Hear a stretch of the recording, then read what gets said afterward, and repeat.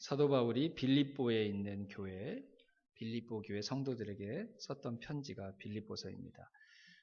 먼저 빌립보라는 도시는요, 로마 황제의 그 직접적인 통치를 받는 황제의 도시였습니다. 몇 번 말씀을 드렸던 것 같은데, 로마 제국이 워낙 넓다 보니까요, 중요한 요충지에 황제가 직접 통치하는 그런 도시, 황제의 도시들을 몇 군데 이렇게 세웠습니다. 그 중에 하나가 바로 이 빌립보인데, 이 도시가 세워지기 위해서 아무 도시나 로마 황제의 도시가 될 수 있는 게 아니라요. 면적도 넓어야 되고 경제적으로도 좀 부하고 경제적인 활동도 이렇게 풍성하게 있는 그런 도시여야 되고요. 또 한 가지 중요한 요소가 뭐냐면 황제를 위한 신전을 지을 수 있는 공간과 재력들을 갖춘 도시여야 했습니다. 가장 좋은 곳, 전망이 좋은 곳에 황제를 위한 신전들을 만들어 놓고 사람들의 왕래가 가장 많았던 곳 한복판에 황제의 신상을 세워놓고 지나갈 때마다 로마 황제는 나의 주님이십니다. Caesar is my lord 이렇게 고백하는 이런 것들이 다 갖추어질 수 있는 도시가 로마 황제의 도시가 될 수 있었던 것이죠. 빌립보 도시는 그런 자격을 가졌던 도시였다는 것입니다. 저렇게 큰 소리로 로마 황제에게 로마 황제는 나의 주님이십니다. 이렇게 고백을 했던 거죠. 사람들이. 근데 이 빌립보라는 도시가 세워졌을 때 가장 큰 공헌을 했던 사람들이 누구였냐면 로마 제국에 소속되어 있는 군인들이었습니다. 군인들이 그 빌립보라는 도시를 만드는데 크게 공헌했고 빌립보라는 도시가 계속 유지되는데도 이 로마의 군인들이 굉장히 많은 기여를 했습니다. 그리고 퇴역한 로마 군인들이 대부분 다 이 빌립보라는 도시로 이주해 와서 빌립보라는 도시의 핵심 주축 세력들이 다 로마의 군인들이었습니다. 그래서 빌립보라는 이 도시는 그 어떤 도시보다도 로마 제국에 대한 충성도가 가장 높았고 로마 황제에 대한 충성도가 가장 신실했던 도시가 바로 빌립보라는 도시였습니다. 그래서 로마 황제도 굉장히 좋아했던 도시였죠. 자, 근데 한번 여러분 생각해 보십시오. 그런 도시에서 로마 황제를 주로 고백하는 사람들이 아니라 예수 그리스도를 주라고 고백하는 사람들. 그들이 그런 빌립보라는 도시에서 살아가는 삶이 어떤 삶이었을까요? 그것도 대부분 강한 군인들이 그 사회의 주축 세력으로 군림하고 있는 그 도시에서 그리스도인으로 살아간다는 게 어떤 의미였을까요? 쉽게 상상이 되시죠, 그렇죠? 참된 그리스도인이 되려면 그리스도는 나의 주인이십니다. 이걸 고백해야 되거든요. 사람들 앞에서. 근데 다 로마 황제가 나의 주라고 고백하는 사람들 사이에서 로마 황제가 아니라 예수님이 나의 주인이십니다. 라고 고백하면 그 고백을 했던 그리스도인들에게 돌아와야 될 빌립보 그리스도인들의 삶은 어떤 삶이었을까요? 경제적으로, 정치적으로, 사회적으로 그 어떤 도시보다도 극심한 핍박과 반대가 있었던 삶이 빌립보라는 도시 안에서 그리스도인으로 살아가는 사람들의 삶이었다는 것이죠. 바울에게 빌립보 교회는 자신의 생명과도 같이 소중한 교회였습니다. 빌립보 교회는 바울의 제2차 선교여행, 전도여행 때 세워진 그런 교회였는데요. 다른 도시는 뿔뿔이 흩어졌던 이방인, 유대인들이 다 어떤 도시든 가면 최소한 10명 이상씩 있어서 회당을 만들어서 유대인들이 하나님께 예배드리고 뭐 기도도 하고 이런 일들을 했는데 이 빌립보라는 도시는 그런 유대인들이 거의 없었어요. 회당이 없었습니다. 그래서 독특하게 첫 번째 회심자도 루디아라는 자주장사 여인이었던 이방인 여인이었고요. 그 뒤에 에바브로디도 또 빌립보 교회의 여자 지도자가 되었던 뭐 사람들 이런 사람 이방인 여인들이 빌립보 교회의 첫 회심자 그룹이었고 그들을 중심으로 해서 세워진 교회가 이 빌립보 교회였습니다. 그리고 바울에게는 아주 특별한 교회였고 더 많이 애정이 가고 더 많은 관심이 갔던 교회였음에 틀림이 없었죠. 근데 이 이방인들이 복음을 온전히 받아들이고 건강한 그리스도인들로 바르게 잘 믿음이 세워지니까 바울이 빌립보 교회에서 사임하고 이제 다른 곳에 가서 교회를 세우기 위해 전도 사역을 할 때 가장 많은 기도와 가장 많은 물질의 후원을 했던 교회가 빌립보 교회였습니다. 바울은 그게 너무 고마운 거예요. 자기가 오래 돌보지도 못했는데 그렇게 복음이 함께하는 것이 얼마나 소중한 일인지 온전히 깨닫고 힘을 다해서 기도해주고 힘을 다해서 물질의 후원을 해주면서 바울과 그 일행들이 계속 복음을 지역마다 돌아다니면서 전할 수 있도록 뒤에서 물심양면으로 도와주었던 고마운 교회가 바로 빌립보 교회였죠. 1, 2년을 그렇게 한 게 아닙니다. 최소한 12년 정도 그 이상을 빌립보 교회가 세워진 이후로부터 한 번도 쉬지 않고 바울에게 그렇게 후원을 해줬던 교회가 바로 이 빌립보 교회였던 것이죠. 그런데 그 빌립보 교회가 그 어려운 환경 속에서 신앙생활을 하고 있고 또 안타깝게도 교회 자체적으로도 여성 지도자들 사이에 시기와 질투가 있어서 약간의 분열의 조짐들이 보이고 이런 소식들이 바울에게 들렸어요. 근데 바울은 당장 갈 수가 없는 상황이었죠. 감옥에 갇혀 있었기 때문이었습니다. 진짜 감옥에 갇혀 있다고 주장하는 학자들도 있고 로마에 있는 한 집에 가택 연금 상태로 바울이 있었다 이렇게 얘기하시는 그런 학자들도 있는데요. 어쨌든 자유롭게 움직일 수 없고 사람을 만나는데도 제한이 된 그런 불편한 삶을 바울이 살아가고 있었기 때문에 당장 달려가서 빌립보 교회의 어려움을 도와주고 싶은데 그럴 수 없었어요. 그래서 바울이 할 수 있었던 최선의 방법인 편지를 써서 바울의 마음, 교회가 만나고 있는 그 어려움들을 어떻게 이겨냈으면 하는지 바울의 생각과 고백들을 그 편지에 담아서 전달하게 되었던 것입니다. 그래서 빌립보서가 그렇게 해서 만들어진 편지라고 생각을 하시면 될 것 같아요. 근데 관심이 가지 않습니까, 여러분? 정말 내가 사랑하는 교회. 그래서 정말 꼭 도움을 주고 싶은데 그 어려운 환경 속에서 어렵게 신앙생활을 계속 이어가고 있는 성도들을 바울이 어떻게 위로하고 싶고 무슨 말로 격려하고 싶어 했는지. 왜냐하면 우리가 살아갈 때 우리가 만나는 삶이 사실 이런 삶이고 우리가 위로해야 될 사람들이 사실 이런 삶의 한복판에 있는 사람들이기 때문에 바울이 빌립보 교회 성도들을 생각하면서 전했던 위로의 말 그리고 그들에게 힘과 용기를 주기 위해 권면했던 그런 고백들이 무엇인지를 빌립보서를 통해서 우리가 잘 좀 살펴볼 게 필요할 것 같습니다. 그래서 주변에 있는 우리 사람들에게 우리가 도와야 될 사람들에게 바울처럼 도울 수 있는 그런 교훈을 이 빌립보서를 통해서 얻을 수 있다면 참 큰 유익이 될 것 같습니다. 바울이 몇 가지를 강조해서 얘기했는데요. 그래서 바울이 이 빌립보서 3장에서 그런 얘기를 했어요. 빌립보 교회 성도들에게 너희들의 시민권은 하늘에 있다. 너희들은 하늘에 속한 시민들이다. 왜 그 얘기를 했을까요? 교회를 핍박하고 성도를 핍박하는 빌립보의 주축 세력들이 다 누구였다고요? 로마의 군인들. 로마의 시민권을 가지고 있다는 것에 큰 자긍심을 가지고 있었던 사람들. 로마 황제를 섬기고 있는 로마 제국 안에 있다는 그것 때문에 어깨에 힘주고 사는 사람들. 세상을 다 얻은 것처럼 그렇죠? 거침없이 살아가는 사람들. 그런 사람들 앞에 교회가 있고 성도들이 있는데 그걸 생각하면서 사도 바울이 어떻게 이 위축되어 있는 성도들에게 힘과 용기를 줄 수 있을까? 그래서 바울이 고백한 게 뭐예요? 너희들은 로마 시민권 정도가 아니다. 너희들의 시민권은 하늘에 있다. 아멘. 바울은 이게 빌립보 교회 성도들에게 줄 수 있는 최고의 위로라고 믿었던 거예요. 로마 시민권을 가진 자들이 그렇게 어깨에 힘주고 살아가는데 너희들을 핍박하고 너희들을 힘들게 하는데 너희들은 로마 시민권과 비교될 수가 없는 영원하고 가장 큰 나라, 영원한 나라의 시민권을 가진 사람들이다.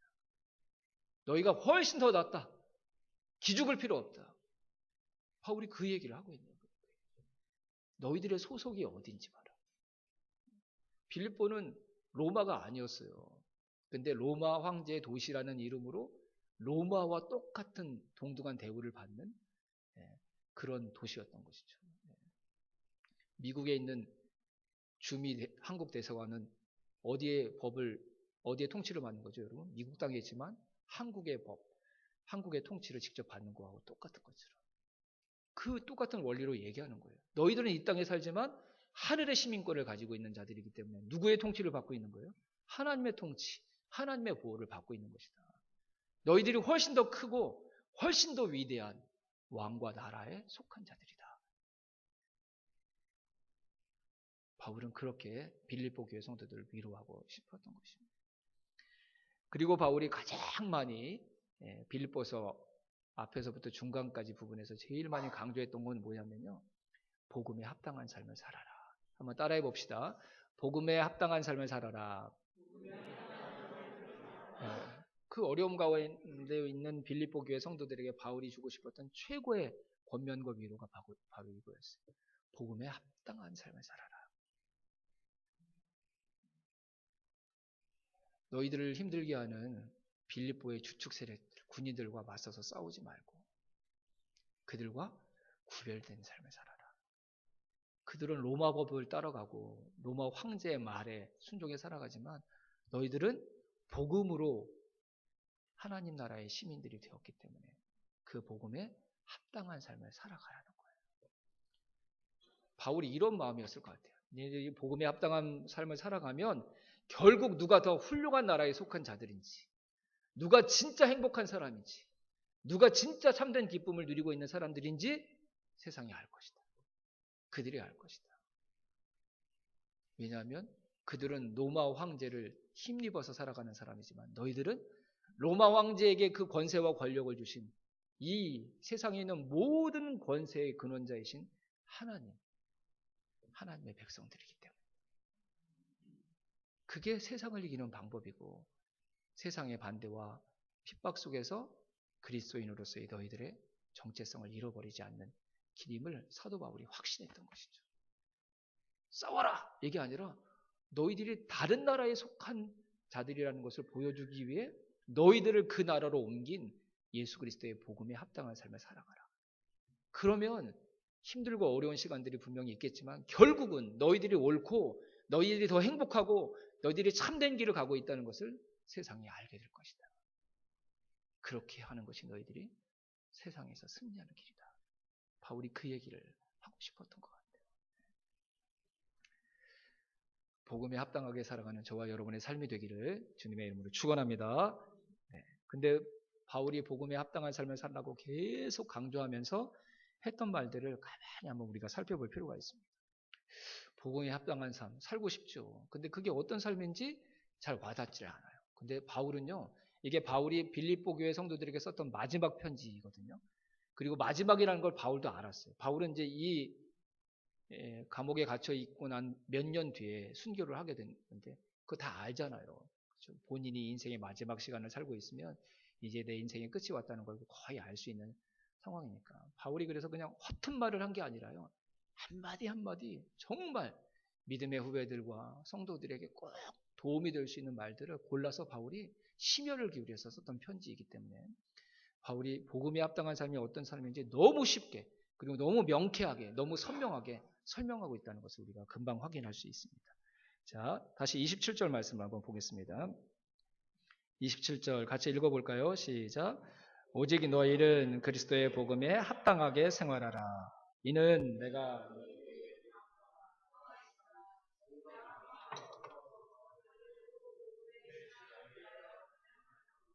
네, 아멘. 네.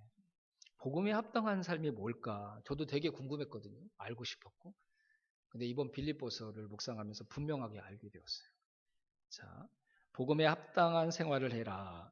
이는 내가 너희에게 가보나 떠나 있으나 그 다음에 뭐라고 그랬죠? 너희가 한 마음으로 서서 한 뜻으로 복음의 신앙을 위하여 협력하는 것.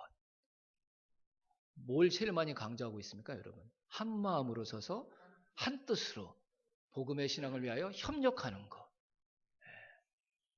복음에 합당한 삶이 어려운 게 아니에요. 뭐예요? 한 마음, 한 뜻, 협력. 이게 다 핵심 키워드입니다. 그래서 설명이 부족할 것 같으니까 2장 1절로 이 말씀과 이어지는 말씀에서 또 뭐라고 했는지 보겠습니다. 2장 1절. 2장 1절을 제가 읽을 테니까 여러분들이 2절을 읽어주세요.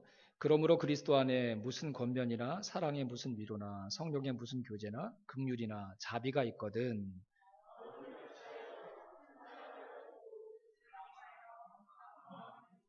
네, 아멘. 2절. 여러분 성경 중에 이런 말씀 보셨어요? 똑같은 말을 계속 반복하고 있어요. 마음을 같이하여 같은 사랑을 가지고 뜻을 합하며 한 마음을 품어. 이거 다 똑같은 말 아니에요, 여러분? 마음을 같이하여 같은 사랑을 가지고 뜻을 합하여 한 마음을 품어. 그리고 앞에 뭐라고 그랬죠? 한 마음으로 서서 한 뜻으로 복음의 신앙을 위하여 협력하는 것. 이게 복음에 합당한 삶이래요, 여러분. 뭐 대단한 일, 대단한 업적, 사역들을 하는 게 아니라 뭐 하는 거예요? 주님의 일을 위해, 복음을 위해, 복음이 전해지는 일을 위해, 교회가 세워지는 일을 위해, 하나님 나라를 위해 어떻게 하는 거예요? 같은 마음을 품고, 같은 뜻을 품고, 한 마음을 갖고, 협력하고, 함께 노력하고, 같이 하는 것. 그게 복음에 합당한 삶이래요. 그게 세상의 가치와 논리를 쫓아 살아가는 사람들과 구별되어야 될 그리스도인들의 삶이라는 거예요. 세상이 아무리 능력을 가지고 있고 아무리 잘 계획하고 준비해도 할 수 없는 게 있어요. 함께하는 것, 같이 하는 것입니다. 세상은 끊임없이 나뉩니다. 끊임없이. 어제 동지가 내일의 적이 되는 끊임없이 사사건건 그 이유와 일들을 통해서 계속 나뉘어집니다. 세상은 함께 한다는 것을 감당할 수가 없습니다. 다 자기 자신의 유익을 쫓아서 갔기 때문입니다. 그런 빌립보 도시 안에 있는 빌립보 교회가 그 도시 안에서 살아내야 될 삶은 복음에 합당한 삶인데 그 삶의 특징이 뭐라고요? 같이 하는 거예요. 함께 하는 거예요. 같은 뜻을 품는 거예요. 같이 협력하는 거예요. 그게 내가 세상에 속하지 않은 자임을 세상에 보여주는 가장 명확한 삶의 증거라는 거예요. 삶의 방법이라는 거예요.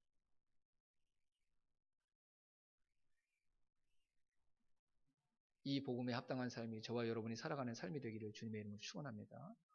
함께 하는 것, 같이 할 줄 아는 것. 그게 주님이 기뻐하시는 일이라면 내 생각과 달라도 내 생각과 다른 사람이 그 일을 같이 해야 된다고 할지라도 그걸 함께 해내는 것. 그게 복음에 합당한 삶이라는 것이죠. 함께하고 같이 하는 게 쉽습니까? 어렵습니까? 너무너무 어렵죠. 우리는 본성적으로 교만하기 때문에. 그래서 이건 그냥 저절로 되는 게 아닙니다. 그래서 오늘 뭐라고 그랬죠? 2장 3절에 보니까 2장 3절 같이 한번 읽어보겠습니다. 시작. 아무 일에든지 다툼이나 헌정으로 하지 말고 오직 겸손한 마음으로 각각 자기보다 남을 낮게 여기고. 이거 안 되면 복음에 합당한 삶은 살아갈 수 없는 거예요. 뭐가 안 되면 다른 사람보다 나를 더 낮은 자리로 내려놓지 않으면 다른 사람을 나보다 더 나은 사람이라고 인정하고 동의하지 않으면 절대로 그 사람과 함께하고 같이하고 협력하고 한 마음을 품는 것 우리 가운데 일어나지 않는다는 거예요. 사도 바울이 그의 인생을 살고 나서 얻었던 삶의 진짜 진리였습니다.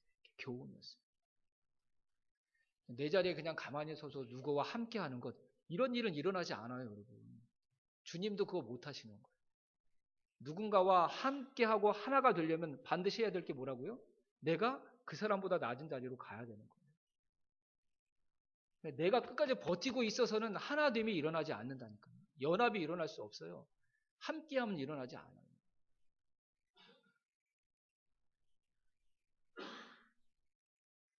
우리의 본성은 교만해요. 근데 낮아지고 겸손하래요. 복음에 합당한 삶을 살아가기 위해서. 그래서 복음에 합당한 삶은 성도가 반드시 살아가야 될 필연적인 삶인데 필연적인 삶을 살아가기 위해 우리가 계속 우리의 교만을 꺾고 낮아지지 않으려는 우리의 자아를 깨뜨리는 훈련과 노력들을 계속 해야 돼요. 계속.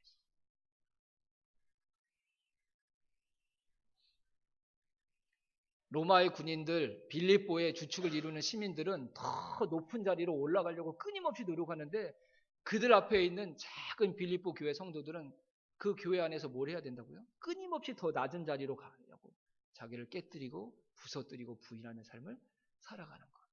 그래야지만 세상을 이길 수 있대요. 그래야지만 세상을 이길 수 있대요. 그러면서 사도 바울이 모델을 한 명 딱 제시합니다. 그분이 누구시죠? 예수 그리스도. 하나님과 동등된 분이시지만 그 영광을 취하지 아니하시고 이 세상에 내려오셔서 너희와 하나 된 예수 그리스도를 본받으라. 그분이 무기력하고 힘이 없어서 굴복하신 게 아니에요. 그렇게 누군가와 하나 되기 위해 자기를 낮추는 것, 그것이 하나님께서 기뻐하시는 일이고 하나님의 뜻이라는 것을 알았기에 힘이 있는데도 그 하나님의 뜻에 순종하고 굴복하신 것이죠. 그래서 영원히 하나 될 수 없었던 하나님과 우리가 하나가 되는 기적이 일어났어요. 다 죽음으로 치닫는 세상 가운데 영원한 생명을 얻는 새로운 길이 열렸어요. 가장 높은 곳에 계셨던 그분이 가장 낮은 우리에게로 오셔서 스스로 먼저 종이 되어주심으로 저와 여러분과 하나 되는 기적을 만들어내셨어요.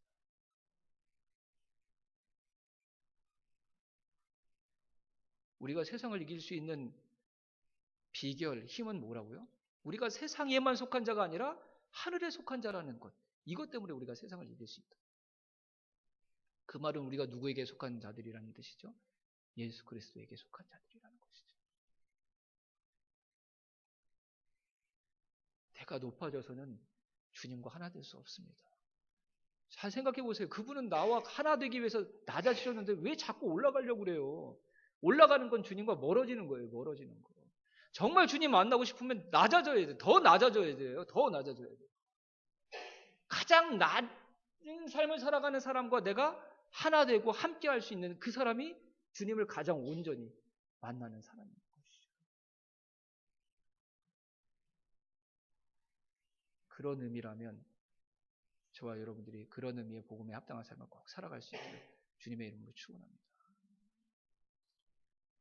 사도 바울이 진짜 생각을 많이 하고 이 빌립보서를 썼던 것 같아요. 그리고 예수님을 그래서 가장 낮아진 그 모델로 제시하고 나서 사도 바울이요 그 뒤에 디모데와 에바브로디도 두 사람을 추천하는 이야기를 하는데요. 이런 생각을 했던 것 같아요. 예수님이 모델이시지 않냐. 그분이 낮아지셨으니까 너희들도 낮아지는 삶을 살아야 되지 않냐. 그게 복음에 합당한 삶이니까 그 삶을 살아야 되지 않냐. 이렇게 딱 얘기할 때 주변에 있는 사람들이 이렇게 얘기할 수 있지 않을까요? 실제로 저도 그런 얘기 많이 들었는데 예수님이니까 가능하죠. 그 예수님이니까 가능한 거 아니에요?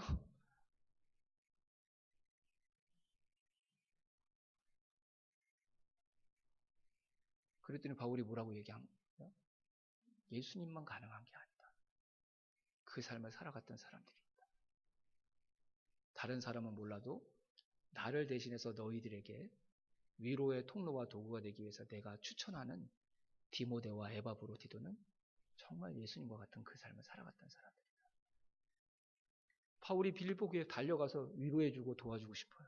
근데 움직일 수가 없어요. 그래서 바울의 그 마음과 심령을 가지고 빌립보 교회에 가서 온전히 위로하고 도와줄 사람으로 디모데와 에바브로디도 두 사람을 추천을 하는데요. 그 추천서에 있는 추천 이유가 뭔지 아세요, 여러분? 디모데는 이렇게 얘기해요. 그가 어떤 연단을 받았는지 너희들이 다 보지 않았느냐. 디모데가 어떤 연단을 받았습니까, 여러분? 자기가 세상의 높은 자리 차지하려고 잠도 안 자고 공부하고 좋은 집에 거하려고 돈을 막 구두쇠처럼 아끼고 그러면서 삶의 어려움을 경험했던 그런 연단이 아니었어요.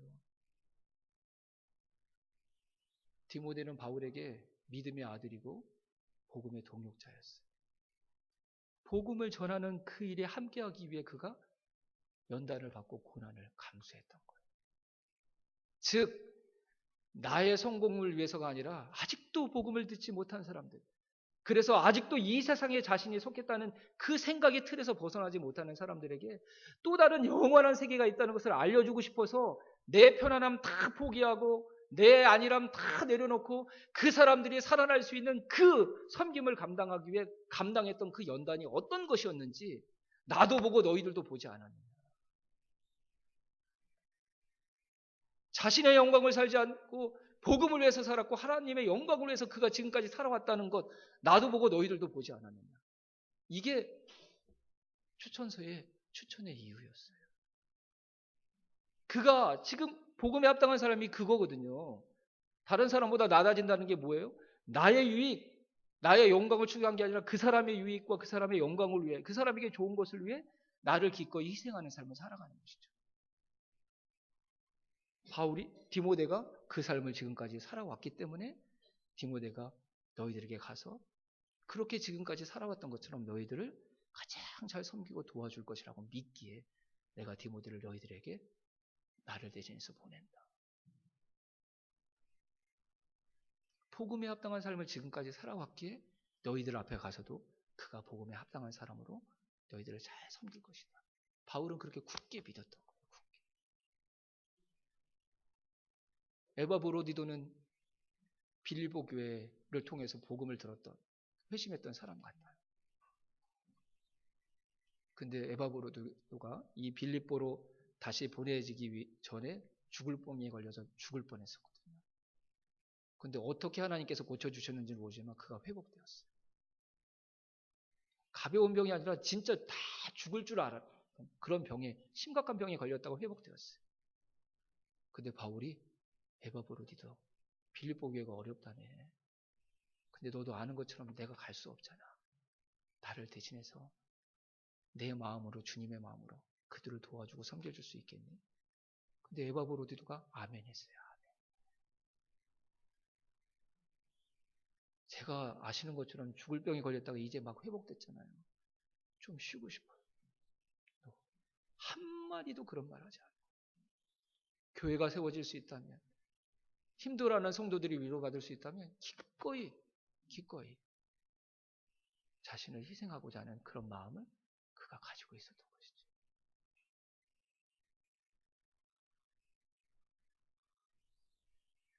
저도 그렇고 우리 소망교회 성도들이 디모데와 에바브로디도 같은 사람이 다 될 수 있기를 주님의 이름으로 축원합니다. 주님이 누군가를 위로하고 싶을 때 정말 내 마음 그대로 그 사람을 위로해 줄 수 있는 사람을 찾으실 때 저와 여러분이 주님의 마음에 가장 먼저 떠오르는 디모데와 에바브로디도가 될 수 있기를 주님의 이름으로 축원합니다. 그게 진짜 성도의 성공입니다. 그게 진짜 가치 있고 의미 있게 살아가는 복음에 합당한 사람, 그 사람의 삶의 모습인 줄로 믿습니다. 다시 처음으로 돌아가겠습니다. 바울이 지금 어떤 상태에 있다고 그랬죠, 여러분? 감옥에 갇혔습니다. 움직일 수 없는 감금되어 있는 상태였습니다. 근데 그가 그 감옥에서 썼던 빌립보서의 가장 중요한 키워드가 뭔지 아세요, 여러분? 기뻐하라 였습니다. 기뻐하라. 항상 기뻐하라. 내가 또 너희들에게 원하노니 주 안에서 항상 기뻐하라. 둘 중에 하나예요. 사도 바울이 감옥에 갇혀 있는데도 기뻐하라고 얘기하고 기쁨을 얘기하는 건 오랜 고난 끝에 그가 정신이 이상해졌거나 아니면 그 수많은 고난에도 그 마음에서 사라지지 않는 진짜 기쁨이 있었거나 둘 중에 하나예요. 근데 바울이 이 편지를 쓴 걸 보면 정신이 이상한 건 아닌 것 같아요. 분명한 것 같아요. 그러면 무슨 의미라고요? 바울에게 진짜 기쁨이 있었던 거예요. 자기의 상황에 흔들리지 않는, 상황에 따라서 있다가 사라지고 사라졌다가 다시 생기는 이런 기쁨 말고요. 상황과 상관없이 늘 내 안에 가득 차 있는 진짜 기쁨이 그에게 있었다는 말밖에 다른 말로 설명할 길이 없는 것이죠. 바울에게는 참된 기쁨이 있었습니다. 참된 기쁨이 있는 바울이 빌립보 교회 성도들에게 복음에 합당하게 살아라. 그렇게 말한 이유는 뭘까요, 여러분? 그럼 복음에 합당하게 사는 게 세상에 싸구려 기쁨을 얻는 게 아니라 자기에게 있는 그 참된 기쁨을 얻는 유일한 길이라는 것을 바울은 알았기 때문이었어요. 그냥 인내하고 고난 견뎌내면서 버텨라 이런 게 아니라 그렇게 복음에 합당하게 살아가는 게, 복음에 합당하게 살아가기 위해 자기를 낮추는 게, 누구와 한 마음을 품기 위해 자기를 그 사람의 종의 자리로, 그 사람이 아니라 내가 먼저 내려가는 삶을 살아가는 게, 그게 내가 비굴해지거나 내가 연약해지거나 다른 사람보다 못난 사람으로 평가받는 길이 아니라 어떤 길이라고요? 세상이 빼앗을 수 없는, 내가 만나는 인생의 그 어떤 상황도 나에게서 앗아갈 수 없는 참된 기쁨을 얻는 길이라는 것을 바울은 확신했던 거예요. 확신했던 거예요. 그러니까 그 고마운 빌립보 교회와 그 성도들에게 감옥에서 복음에 합당하게 살아라, 그렇게 계속 외치고 또 외치고 있는 것이죠. 복음에 합당하게 사는 건, 그렇게 살아가기 위해 다른 사람보다 나를 더 낮은 자리에 놓도록 끊임없이 노력하는 건, 우리가 자꾸 초라해지는 길이 아니라 세상이 빼앗을 수 없는 진짜 참된 기쁨을 얻는 유일한 길임을 저와 여러분들이 꼭 기억할 수 있기를 주님의 이름으로 축원합니다. 세상은 다 육체를 자랑합니다. 나 소장이었어. 나 대장이었어. 나 어떤 부대에서 근무했어. 나 로마 왕제의 친위대 핵심 간부였어. 뭐 이런 걸 가지고 자랑해요. 근데 사도 바울은 뭘 자랑합니까, 여러분? 자기 안에 있는 예수 그리스도. 그분이 자기에게 진짜 기쁨이라고 자랑하고 있습니다. 사도 바울이 그런 얘기 하죠. 육체를 가지고 자랑하려고 한다면 나보다 자랑할 게 더 많은 사람입니다. 사도 바울은 그 말대로 엄친아였습니다. 엄친아. 세상이 자랑할 만한 스펙을 다 가지고 있었던 사람이었어요. 출신부터 시작해서 학벌, 로마의 시민권까지도 가지고 있었던 사람이었으니까. 그러니까 육체의 것을 가지고 자랑하려고 한다면 자기보다 자랑할 것이 많은 사람들이고. 근데 사도 바울이 뭐라고 얘기합니까? 예수 그리스도 앞에서 그 모든 것들을 다 해로 여길 거라고 얘기했어요. 왜요? 열심히 공부해서 직장과 세상에서 좋은 자리, 영향력 있는 자리를 차지하는 게 죄고 나쁜 것인가요, 여러분? 아니에요. 그거 나쁜 거 아니에요. 그렇게 열심히 노력해서 뭔가를 성취해서 얻는 기쁨, 그것도 소중한 기쁨이죠. 근데 사도 바울이 말하고 싶은 건 뭐예요? 예수 그리스도를 만나서 예수 그리스도 때문에 경험했던 기쁨에 비교하면 그런 기쁨은 기쁨의 축에도 안 된다는 거예요. 축에도 안 된다. 하나님이 저에게 이 컵을 주시고요. 제 앞에 순금, 정금을 이만큼 쌓아놓으시고 네가 이 컵에 담아갈 수 있는 만큼 다 담아가. 그런 일이 꼭 한번 있었으면 좋겠는데 네. 그렇게 말씀하셨어요. 근데 제 컵을 봤더니 이 컵 안에 14K 금이 반절 정도 차 있는 거예요. 내 앞에는 하나님의 마음껏 네 컵에 담아가라는 순금이 있는데, 정금이 있는데, 이 컵 안에 있는 14K, 요즘 금값 장난 아니라면서요. 이거 어떻게 하죠, 여러분?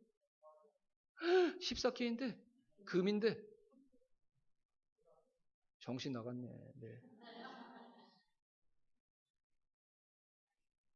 제가 아직도 기억나는 게 있어요. 저희 첫 조카가 5살인가 6살 정도 된 것 같은, 그랬나요? 몰라. 하여튼 그때 500원짜리 주화가, 예.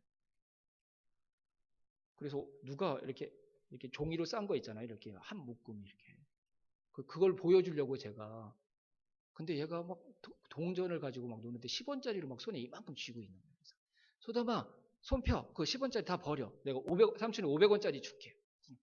안 돼. 절대로 안 나. 500원짜리, 500원. 입으면 10원짜리 막 계산해가지고 뭐 몇백 개를 이게 할 수 있는 거야. 그러니까 네 손만 놓으면 500원짜리로 네 손을 채울 수 있어. 근데 안 놓는 거야. 계속. 안 돼. 안 줄 거야. 세상에 그런 바보가 어디 있어요.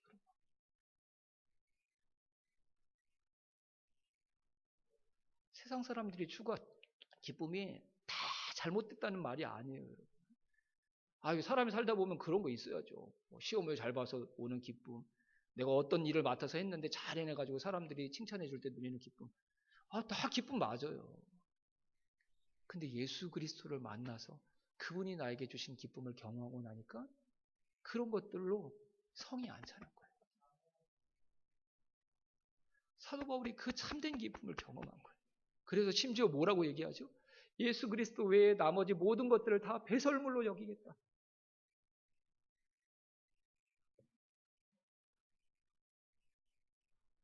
지난주에 그 말씀을 묵상하는데요. 하나님, 저도 그 기쁨을 한번 누리게 해주세요. 예수 그리스도를 온전히 내 안에 모셨을 때 세상의 다른 제가 추구했던 기쁨들이 다 배설물처럼 여겨지는 그 주님이 주시는 참된 기쁨 한번 경험해 보게 해주세요.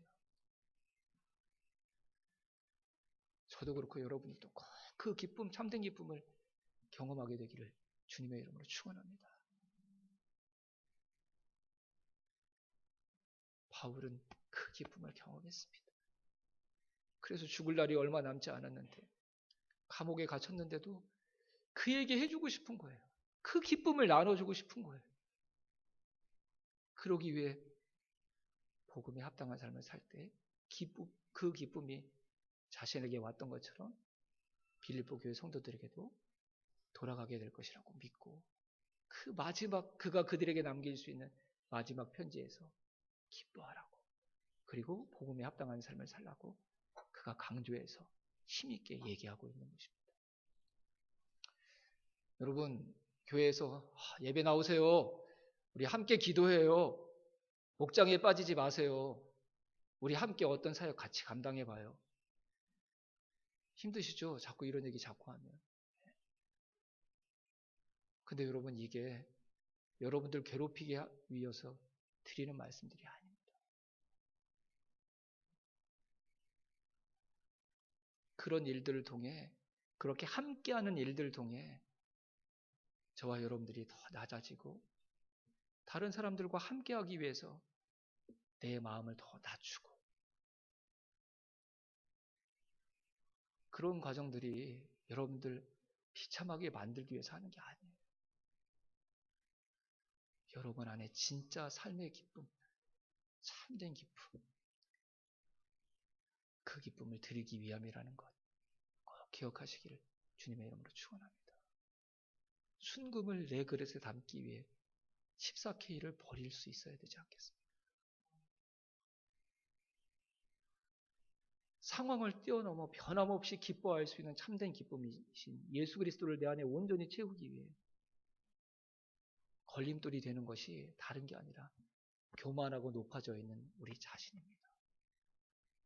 그래서 하나님께서 교회를 통해 계속 말씀하시는 것입니다. 예배의 자리로 나와 함께 예배해라. 기도할 제목들을 공동체에 주시면서 함께 기도해라. 편안한 삶을 살아가고 싶어하는 저와 여러분에게 목장의 동력자가 되고 교회의 동력자가 되라고 하나님께서 계속 말씀하시는 거예요. 일할 사람이 필요해서가 아니라 참된 기쁨이 무엇인지 아시는 주님과 하나님께서 저와 여러분에게 그 기쁨을 누리게 하시기 위해서 복음에 합당한 삶을 살아가라고 권면하시는 줄로 믿습니다. 이 저와 여러분에게 참된 기쁨을 주시기 위해 하나님께서 말씀하시는 귀한 음성에 저와 여러분들이 기쁨으로 순종해서 정금보다 더 사모할 만큼 아름답고 정결한 영원히 흔들리지 않는 참된 기쁨 저와 여러분들이 꼭 누리는 하나님의 백성들 되시기를 주님의 이름으로 축원합니다. 기도하겠습니다.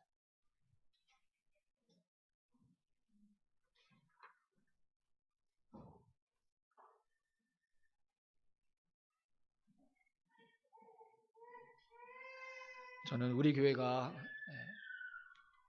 기쁨이 넘치는 교회가 되기를 간절히 소원합니다. 이것은 저의 소원이 아니라 하나님의 소원인 줄로 믿습니다.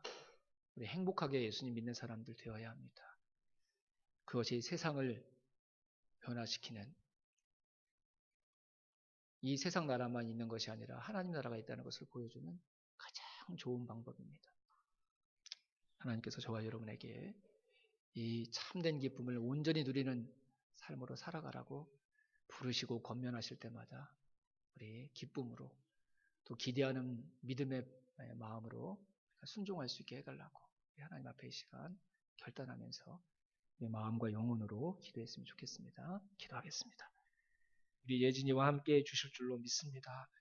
기쁨의 사역이 되게 해주실 줄로 믿습니다. 한 영혼을 더 사랑하게 되는 주님의 마음으로 사랑하는 딸이 잘 훈련받고 돌아오게 해주실 줄로 믿습니다. 주님, 사도와 우리 경험했던 참된 기쁨을 이번 단기 선교를 통해 예진이의 마음속에 가득 채워주실 줄로 믿습니다. 건강하게 도와주시고 함께 사역할 수 있는 복음에 합당한 자의 마음을 풍성하게 부어주셔서 예진이가 다른 사람도 더 많이 섬겨 더 많은 이들에게 복음이 전해지는 하나님이 가장 기뻐하시는 열매들이 있게 하여 주시옵소서.